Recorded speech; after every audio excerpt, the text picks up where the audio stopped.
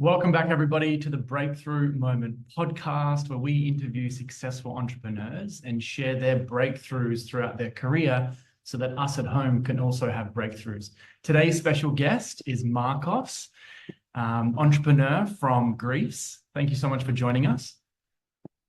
Thank you, Zach. Thanks for having me. Yeah, so welcome. So super excited to interview you. I'm going to share with everyone at home just a little bit about you. So Markos is a career and business coach for remote workers and digital nomads, right? He's a co-owner of Lead Compass Career Services. He's also co-founder of Nomad 365 and Athens Nomad Fest, or Festival, which I'd love to know about that. And he's also organizing Nomad Fest in Vietnam in 2025. So this is going to be a great conversation. I'm super curious to learn more. But yeah, Markos, without further ado, please let us know what's been some of your biggest breakthrough moments throughout your career. Yeah, so actually I decided to change my career in 2017, and I was following many seminars before that, like conferences and trainings and seminars. And there was an entrepreneurship conference. And one of the speakers said, you don't need money, you need a better strategy. And that was a breakthrough for me because when I wanted to do something new, I was bankrupt. I had zero money in my pocket or bank account. And I wanted to start my own business. And we need money to hire an accountant, to register the business, to create a website, and to social media tags, and all these things. So I followed this quote, and I actually started my own business without money. And actually, the first months, especially I would say the first year, I didn't really need any money to run it. So that was a great big breakthrough. Amazing. Amazing. So good. I agree. Strategy and just jumping in there. You don't need the money, at the end of the day, you just got to get in there. So tell us, there's going to be a lot of entrepreneurs out there looking to have a breakthrough in their own life, in their own career, in their own business. What recommendations or advice would you have for other entrepreneurs who are wanting to have a breakthrough today? Yeah. So for me, I was thinking about it, and I think I have like 4 main breakthroughs. One of them I already said, you don't need money, you need a better strategy. Like I did trainings with scholarships, exchanging services, hiring business partners, running the company together with others that they had money or something ready. Okay, so that was this part. Another breakthrough was that I can do everything remotely because in my job, all the people I knew in Greece, they had an office. They had a physical presence, all of them. And then I realized, yeah, I can do everything remotely. I don't need an office. I don't need expenses and rent and everything like that. Or a full-time secretary, for example. I can hire a virtual assistant for the freelancer as many hours as I need, right? And I can have also clients from all over the planet. So I started with Greeks like expats and nomads, and then foreigners. Another breakthrough moment was that in the very, very early stage of my business, I was doing everything by myself. I had one marketing business partner, but everything else I was doing by myself.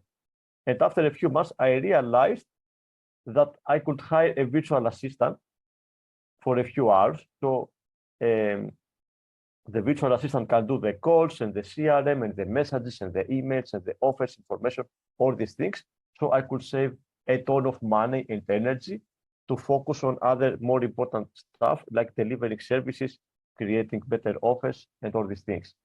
And one more breakthrough was that I can register my business somewhere else. I didn't know that. I even had business coaches in Greece.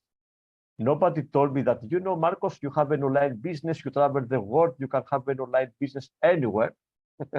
So I didn't know that, and I was paying all these kind of taxes in Greece, and I actually spent over $50,000 in 5 years for taxes, accounting fees, public insurance, VAT, and all this kind of stuff that I could completely avoid if I registered my business somewhere else, like the US, for example, in my case.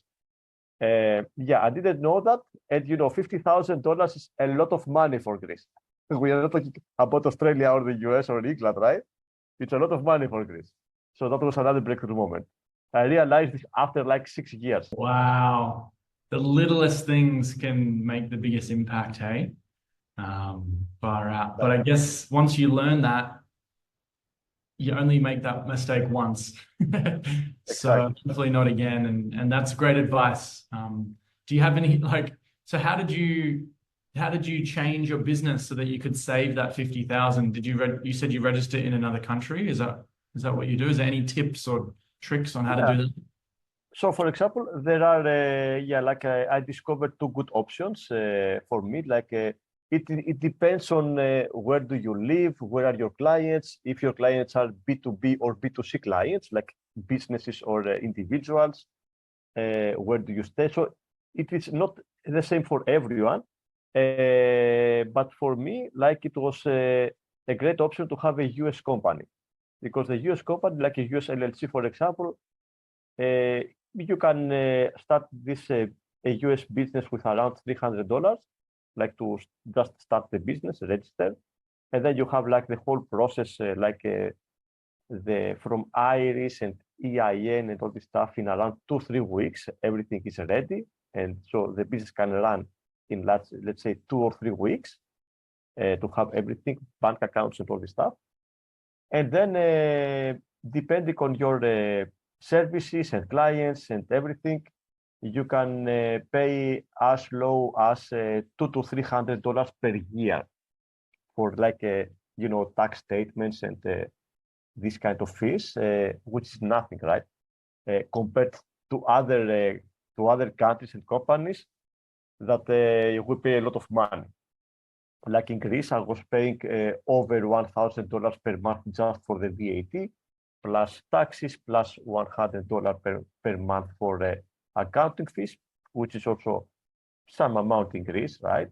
Also around $250 for public insurance, and we have many different, let's say, fees that other countries don't have. Like I know, for example, that in Estonia, it's also a different system, which is also very good for some people, or Malta, or Bulgaria, or Cyprus, or UAE. So depending on the business, we can have somewhere else. It works better. That's such great advice for sure. Very smart. Very smart idea. Massive saving. Couple $100 a year compared to 50. Wow.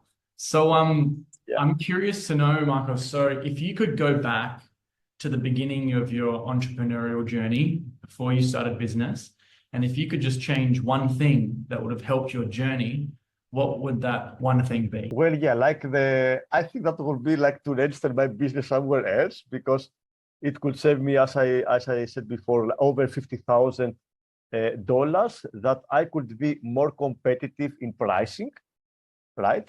Like more competitive as a business, but also I could invest this money to trainings, to better equipment, better software, hiring a better team, marketing services like ads. So I think that would be like the number one that I would say from the beginning. Register somewhere else, the company, so I can save a lot of money to invest and be more competitive. Absolutely. That's so you would have used that 50,000 on growing your mind, your business, and helping you become more competitive. That's smart. That's smart. Yeah. So I'm curious, with the world where it's going now, we have, digital nomads or people working online more than ever. COVID definitely put more people working online, right?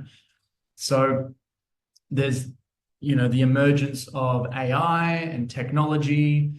Where do you see the future of your industry with the, emergence of AI?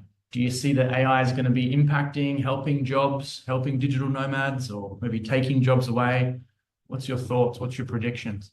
Yeah, I follow AI very closely. I think it's very early to consider it as a threat, let's say, for my business, because most people, they are not aware about AI and how AI can help them so far.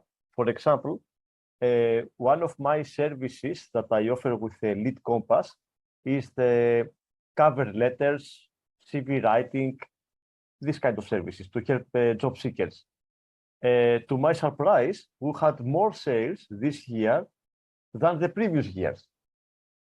So, like anybody can write a cover letter with AI these days, but they were asking more people to help them with cover letters and CVs this year than the previous years. So that's another thing. I also see that there are some AI tools that they are matching CVs with job vacancies automatically. But the thing here is that they do not do a great work yet. So sometimes they match job vacancies that have nothing to do with a person and and their skills. Or also job vacancies represent just a 10 to 30% of the real opportunities out there. Most jobs are never published as job vacancies. Most jobs are happening, through references and direct approach from the job seeker to the company or the company to the job seeker, like through LinkedIn messages. So even that, I think AI has a lot of time yet to change things in my industry. And also people prefer a personal touch, prefer talking with people instead of robots. There are robots in my industry, actually. I can tell you that there are AI applications that evaluate people with job interviews since 2013 from the US, a lot of applications. And there are even robots, AI robots, that they do actual interviews, discussion with a candidate offline and online since 2019. But we are not here yet. Like most countries, they do not have these robots or they do not have these AI apps, and people don't know. So I think, yeah, we have a lot of time in front of us, let's say, to disrupt my industry. For sure. For sure. It's an interesting time to be alive, isn't it? Lots of changes happening. So yeah, no, it's interesting there's so many articles online these days talking about digital nomad, technology, AI, they call it technological unemployment. So how robots and AI will take over. I think Amazon had to lay off workers because they started using robotics. So there's good things for innovation, and there's also some challenging things as well. So yeah, super curious how it all unfolds. Markos, do you have any book recommendations? So for entrepreneurs out there who are wanting to grow, what resources or books or audios would you recommend they go and learn from? So I've heard about many books. I read some of them, but to be honest, I'm not a very book fan. I'm not a fan of books. I like them, but I'm very visual person. So if I read the text, it's usually very tiring for me, and I prefer watching online courses and videos and reading some short articles, or presentations and trainings and stuff like that. So for books, I haven't read much, but I want to say something which is kind of funny. One of the books that changed my perspective and started changing my life was The Secret. Like everybody knows The Secret. It's a very commercial book, and that was in 2013. I was reading The Secret while I was working for a telecommunications company as a B2B sales employee. And during my breaks, I was reading the book. I was like, yeah, this is like very, very big examples, but it worked. So the law of attraction that the book is talking about, I read the book. There was my manager. He asked me to write a letter, what I would like to change in my work, so to be more happy and productive for his business. And then I wrote everything down, what I want to change in time, like the working time, the environment, the applications. the tools, the salary, the bonuses, and everything. And then he called me like the next day. He said, Markos, we have a very different mindset and goals. I should fire you, but I like you, so I will keep you. But I will not change anything from the things that you wrote. And the funny thing is that happened like on a Friday, and on the next Monday, I had an offer from another company. It was actually a client of this business, and they were like, Markos, we like you, we have an open position. Let's discuss about it. And we had an interview, and they offered me exactly what I wrote in this letter without telling them anything. So it was very like manifestation, So I wrote something in the letter, and the other company was offering me exactly the same. So I quit and started the job in the other company later. Then I had I wanted to start some hobbies like martial arts and dancing and find a nice girlfriend, Everything happened after that. So everything started happening. Or I want to gain scholarships for trainings. I attracted full scholarships of thousands of euros. I traveled to 16 countries for free with funded projects by the European Union. So it was very interesting to witness what is happening with this law of attraction. It's amazing how quick our lives can change when we really set our focus in the right direction and take action on it. Our lives can change so fast. That's a really good point. So I'm curious, what would be the main message you'd really like the entrepreneurs and business owners to take away from today's interview? What would be that main message of yours?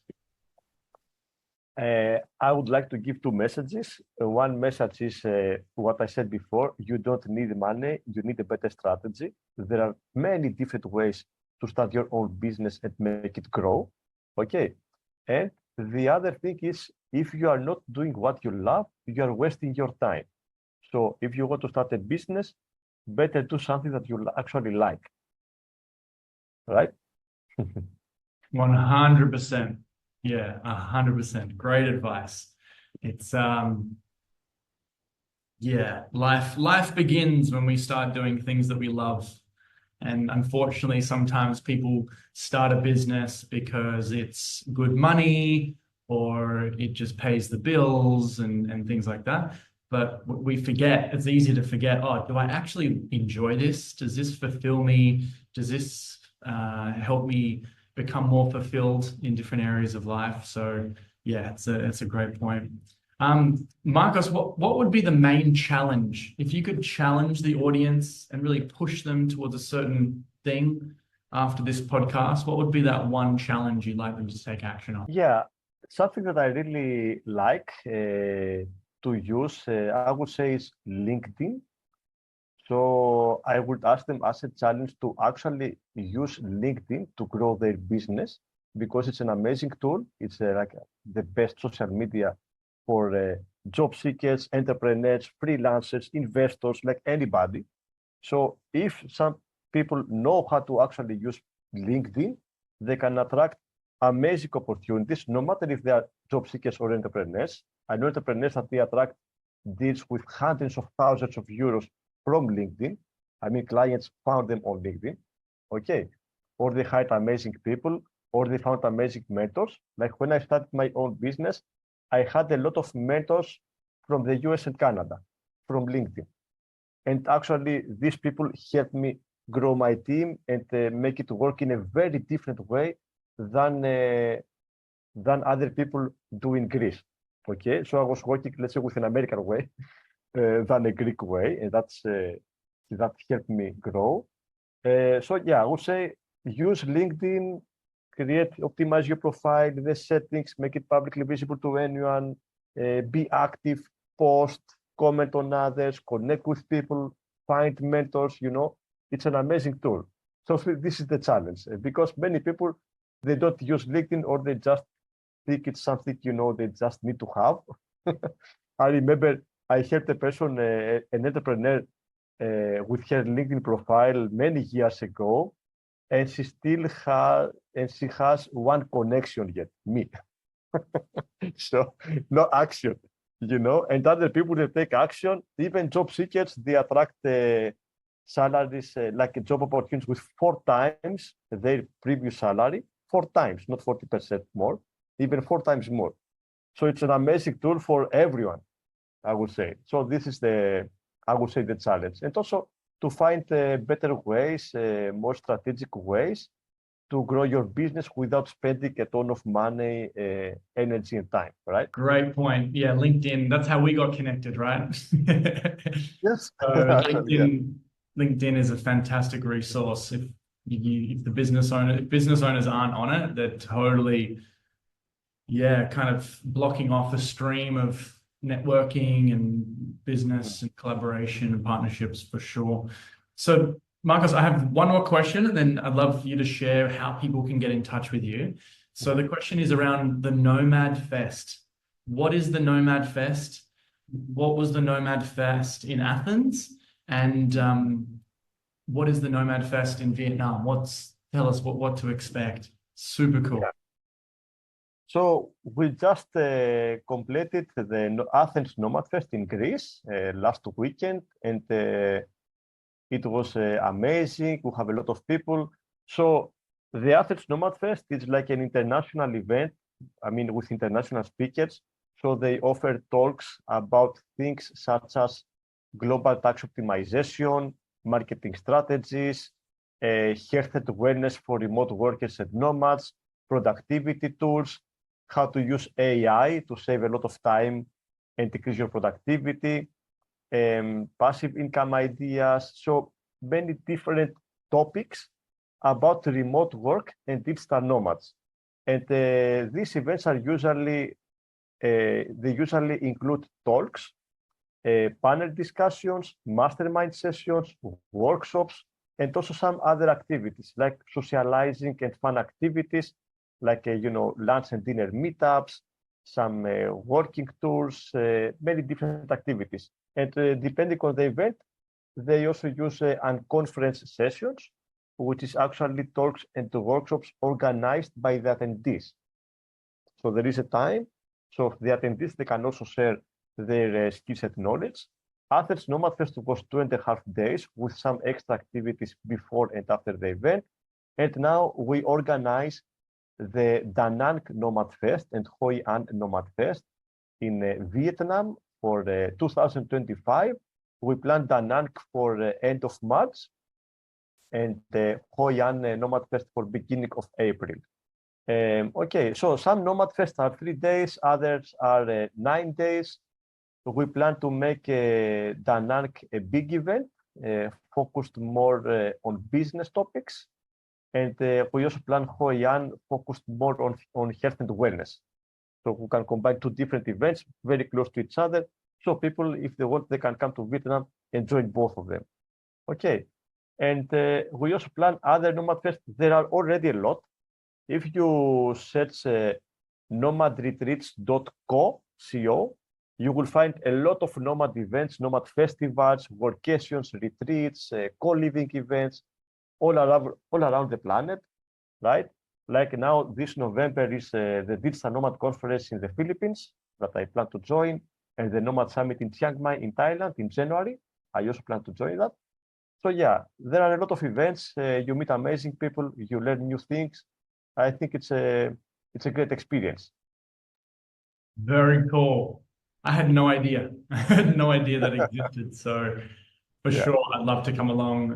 End of March, you mentioned next year. So we'll put all the links to your business around this video, around the podcast. But what's the best way people can get in touch with you?